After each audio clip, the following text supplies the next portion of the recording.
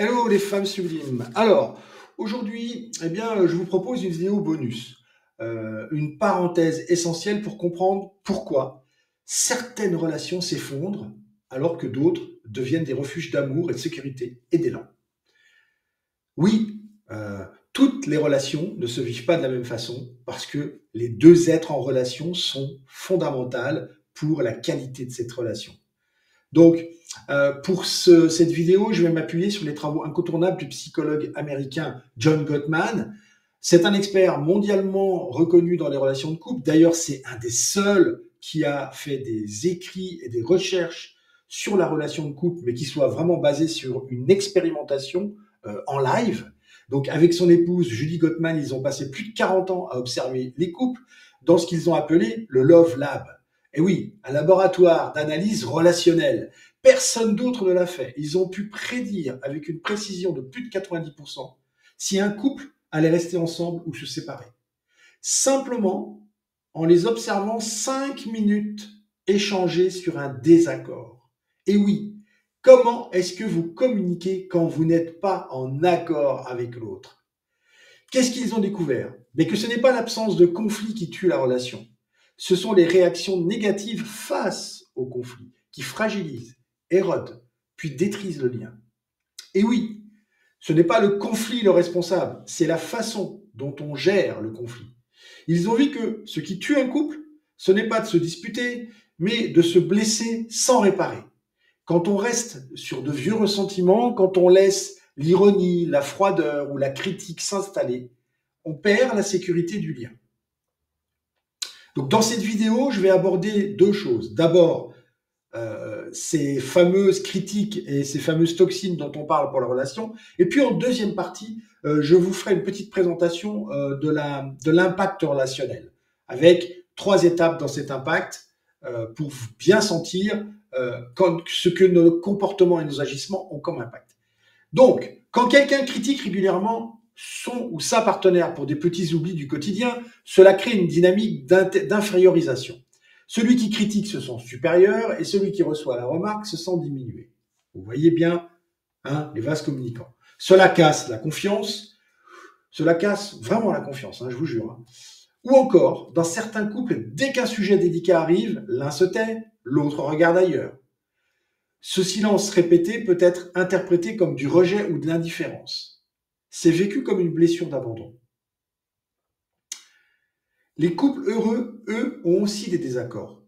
Mais ils savent revenir à l'autre, s'écouter, se réparer. Ils ne laissent pas les toxines s'installer. Pour exemple, si vous regardez votre partenaire quand vous dites des choses, vous allez lire sur son visage la façon dont il vit les choses. Certes, il vit ces choses depuis son propre monde, depuis sa carte du monde. Et à la fois, c'est important, puisque c'est une relation amoureuse, de relever que vous avez remarqué qu'il y avait quelque chose qui n'allait pas. Rien que ça, déjà, ça peut réparer une critique ou une remarque désagréable que vous venez de faire. Et c'est ce qu'ils ont appelé les 4 cavaliers de la mort de la relation, ou comme j'aime les appeler, les toxines de la relation. Ces 4 postures sont des signaux d'alarme, et quand elles sont là, en chaîne, de manière régulière, c'est que la relation est en danger. Et donc, j'avais envie de vous présenter ces 4 cavaliers de la mort de la relation. Vous aurez compris que ce sont les 4 cavaliers de l'Apocalypse. Le premier, la critique. Bon, d'accord, la critique, c'est pas encore le sarcasme ou l'humiliation. Bon, c'est une remarque directe avec le tu qui vise la personne, mais sans les éléments insidieux ou moqueurs du mépris. C'est souvent une attaque sur ce que l'autre est, plutôt que sur ce qu'il a fait. Exemple typique, le mari revient de course, la femme lui dit « T'as une tête de linotte, t'as oublié le beurre ». Deux tu dans la phrase, le tu qui tue. C'est une phrase qui juge, qui rabaisse, même si elle est dite sous un ton un peu rigolo, hein, pour faire passer la note. Mais si elle peut sembler anodine, eh bien, je peux vous dire qu'elle touche. Elle touche à l'image que l'autre a de lui-même. Et souvent, elle déclenche de la défense. On réagit face à une critique ou à une petite attaque, aussi petite soit-elle. Ah bah oui, mais tu ne l'avais pas noté sur la liste, alors bah, je ne l'ai pas pris. Moi, je ne veux pas prendre des trucs que tu m'as pas demandé de prendre. Et ça y est, on est déjà dans le cycle critique-défense. L'un critique, l'autre réagit en défense. Autre exemple, tu es toujours en retard, tu ne fais jamais attention, tu t'en fiches complètement de ce que je ressens. Attention au toujours et jamais. Ça n'existe pas, toujours et jamais. C'est définitif. Ça peut être tu es souvent en retard, tu fais rarement attention, etc. Ou tu t'en fiches, parfois tu t'en fiches, parfois, souvent. Ce sont des termes plus adaptés à ta conversation. Même si la critique serait à bannir, mais ça devrait être une remarque détaillée et expliquée. Bon, ce sont pas encore c'est pas encore bien méchant, c'est pas des moqueries, mais quand même, ce sont toujours des jugements de valeur, des jugements directs qui tuent la confiance petit à petit, comme les toxines. Ensuite, on passe au mépris. Alors là, on est dans un niveau un peu supérieur. Sarcasme, moquerie, dégoût affiché. C'est la toxicité la plus violente parce qu'elle fait honte, parce qu'elle humilie, parce qu'elle met vraiment l'autre en bas, au fond du trou. Exemple, comme d'habitude. Évidemment, comme d'habitude, tu as encore oublié quelque chose. Donc là, on a quand même deux toxines fortes. Le comme d'habitude et le encore. Comme si ça ne suffisait pas de dire comme d'habitude. Donc là, si en plus la personne rajoute un regard levé au ciel, ah ben évidemment, comme d'habitude, t'as encore oublié quelque chose. Là, on peut dire qu'on est dans le mépris. C'est-à-dire, je suis au-dessus de toi, moi j'aurais pas oublié, et l'autre en face, il peut se recroqueviller, se renfermer, ou répliquer par un comportement passif-agressif. C'est cette accumulation-là qui détruit, et pas le conflit lui-même. Ensuite, la défensive. Quand l'autre exprime un reproche, comme je vous l'ai dit plus haut avec la critique, et qu'on se ferme en se justifiant, en contre-attaquant ou en niant, plutôt que d'ouvrir l'espace à l'écoute et à la co-responsabilité. On bloque, on renvoie la faute. Exemple, c'est pas de ma faute, tu fais pareil. C'est toi, c'est celui qui dit qui est. Tu me l'as fait donc je te le fais. C'est toi qui m'as mis de mauvaise humeur, etc., etc. Donc en fait, on renvoie la faute sur l'autre, ce qui au final n'est pas mieux que la critique, puisqu'on se déresponsabilise dans la relation. On dit donc qu'une partie de la relation ne nous appartient pas, alors qu'on devrait discuter, peut-être en demandant, ok, mais qu'est-ce que tu attends de moi? Donc, est-ce que quand je vais en course, à ce moment-là, je prends les choses qui ne sont pas sur la liste? Est-ce que c'est ok pour toi? Est-ce que quand je vais rentrer, tu vas pas me faire le reproche? Voilà, c'est d'essayer de ça. Donc la personne sur la défensive doit croire se protéger parce qu'elle se sent incomprise, niée, voire accusée à son tour. La boucle devient infernale. Le degré supérieur de la défensive, le mutisme. Malheureusement, messieurs, en tout cas mesdames, 80% des hommes ont cette réaction-là de rentrer dans le mutisme. On ferme le rideau, plus rien ne se passe, plus de mots, plus d'émotions, le mur se lève. Et c'est souvent ce qui a peur d'être submergé émotionnellement qui coupe le lien pour se protéger. Mais en coupant, on crée du vide et on donne à l'autre la possibilité de faire des présuppositions sur ce qui se passe chez vous. Exemple, l'un parle, l'autre regarde ailleurs, se tait, soupire ou quitte la pièce, lève les yeux, lui aussi, en regardant l'autre. Et le vide dans une relation, c'est souvent le début de la fin. Celui ou celle qui parle se sent abandonné, comme si son existence même n'avait plus d'importance. Et oui, on ne m'écoute pas, donc ce que je dis n'est pas intéressant, donc je ne suis pas intéressante. Choisir le bon moment pour parler. Donc, une des solutions, souvent on croit qu'il suffit de dire les choses pour qu'elles soient entendues. Mais le moment où on parle est presque aussi important que ce qu'on dit.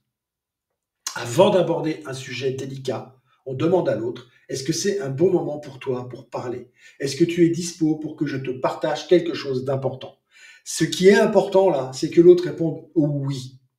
À partir du moment où l'autre a répondu oui, il s'engage psychologiquement à être prêt à entendre ce qu'il y a à dire. C'est comme fixer un rendez-vous. Cela montre du respect, cela prépare l'espace, montre qu'on prend l'autre en compte. Cela évite que l'autre soit pris à froid. Et surtout, commencer par son besoin, pas par un reproche. Par exemple, souvent, je me sens confuse et j'ai besoin de plus de clarté entre nous. Plutôt que tu ne m'écoutes jamais. C'est un des piliers d'une communication saine. On ne cherche pas à avoir raison, mais à restaurer le lien. Alors je ne vous encourage pas à tomber dans la CNV à outrance, qui pratiquée à outrance devient insupportable, mais de garder quelques bases de cette CNV, la communication non violente, en exprimant d'abord ses besoins et ce qu'on voudrait un peu de l'autre. Bien sûr, ces toxines arrivent à tout le monde, à un moment ou à un autre, mais ce qui les rend dangereuses, c'est leur répétition, leur enchaînement, et surtout l'absence de réparation après coup, c'est-à-dire l'absence de discussion autour de ce qui s'est passé, pour dédramatiser, pour faire sentir à l'autre qu'on tient compte de lui, mais qu'on est agacé par certains comportements et qu'on ne sait pas l'exprimer. Gottman insiste aussi sur une autre chose. Ce qui protège un couple, ce n'est pas l'absence de dispute, c'est la qualité d'amitié. Le respect mutuel, la capacité à revenir, à réparer, à dire je t'ai blessé, si je t'ai blessé, je m'en excuse, je te demande de m'en excuser, et explique-moi ce qui t'a blessé dans ce que je t'ai dit. Et maintenant, on va passer à la lumière avec les 3 clés de l'impact relationnel. Dans un cabinet public que j'ai co-animé, on parlait, avec mon ancien associé Michael, on parlait d'une chose essentielle, l'alignement de son impact relationnel. L'impact, c'est ce que je dégage, c'est ce que l'autre ressent de moi instantanément, avant que ça ne passe par la boîte de sa carte du monde. C'est comme l'intuition, c'est instantané. Et cet impact, il peut être inconscient. C'est mon impact du moment sans que je le choisisse vraiment. Exemple, je suis épuisé par une journée difficile, j'arrive chez moi, fermé, tendu, le regard fuyant, et ma partenaire pense que je lui en veux, à lui, parce qu'il se fait des films. Parce que quand on ne sait pas, on fait des présuppositions. On devrait poser des questions. Ce n'est pas parce que je voulais dégager, ce n'est pas ça que je voulais dégager, mais c'est ce qu'il ou elle reçoit. L'impact souhaité, c'est ce que j'aimerais laisser comme trace relationnelle. C'est l'impact que j'aimerais avoir sur les gens. Quand on parle de l'identité sublime avec le monde qui s'ouvre, c'est quel impact je veux avoir sur le monde. J'aimerais que l'autre se sente soutenu à mes côtés. Alors je choisis mes mots, mon ton, ma posture. Mais il faut encore que ce souhait soit visible. L'impact obtenu, c'est donc l'impact réel que crée mon comportement, mes actions, mes pensées, mes paroles, celui que je construis consciemment. Exemple, je veux inspirer confiance et ouverture. Je prends donc soin de mon écoute. Je regarde dans les yeux. Je ne coupe pas la parole. J'accueille les émotions. Et je vérifie que c'est bien ce que l'autre reçoit. Vous lui posez la question. Est-ce que c'est OK pour toi? Est-ce que tu sens que j'ai envie qu'on avance? Est-ce que tu sens que je te fais confiance? Etc. À vous de vérifier. L'enjeu, c'est de réduire l'écart entre ce que je veux transmettre et ce que je transmets réellement. Et pour ça, eh bien, il y a besoin un peu de travailler sur sa communication, d'avoir de la clarté et de l'intention lorsque l'on communique. J'ai envie de vous donner un défi en bonus. Moi, je vous invite à choisir 2 ou 3 personnes autour de vous, des gens qui vous connaissent bien, avec qui vous êtes en relation souvent, et de leur poser cette question. Quand tu es avec moi, quel est l'impact que j'ai sur toi? Qu'est-ce que tu ressens spontanément en ma présence?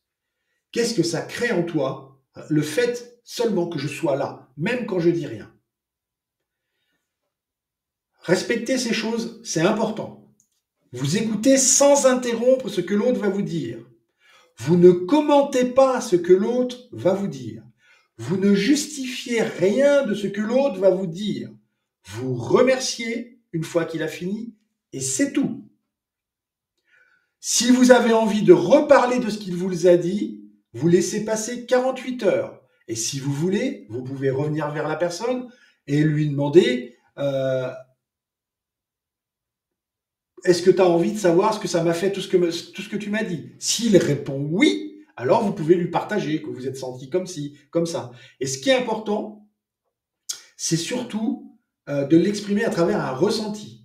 Lorsque tu m'as dit tatati tatata, j'ai ressenti ça, j'ai eu l'impression, je me sentais comme ci ou comme ça. D'accord? C'est un petit exercice, mais il peut transformer ta conscience relationnelle. Tu n'as pas besoin d'être parfaite. Vous avez juste besoin d'être présente à vous-même et de faire un pas après l'autre vers des relations qui vous ressemblent. Je vous dis à très vite dans une prochaine vidéo. Amusez-vous bien, allez voir vos amis et demandez-leur quel est l'impact que vous avez sur eux. Et si ça ne vous plaît pas, alors changez les choses pour avoir un impact différent. Demandez-leur comment ça serait d'avoir un autre impact, comment est-ce qu'ils pensent que on devrait faire pour avoir l'impact que vous voulez avoir. Attention, hein, c'est l'impact que vous souhaitez avoir, vous. Allez, ciao!